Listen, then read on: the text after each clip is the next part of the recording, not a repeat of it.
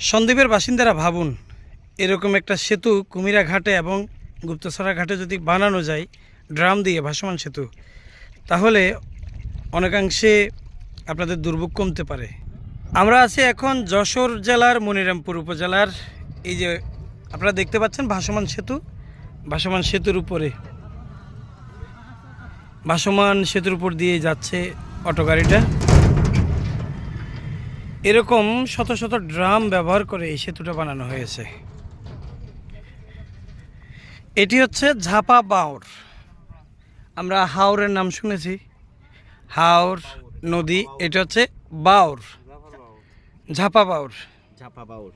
এই বাওরের উপরে, অর্থাৎ যশোরের মনিরামপুর উপজেলায় এই বাওরের উপরে দুটি এরকম ভাসমান সেতু আছে। একটি হচ্ছে এটি, আর একটি ওই যে বিল্ডিং আছে দূরে,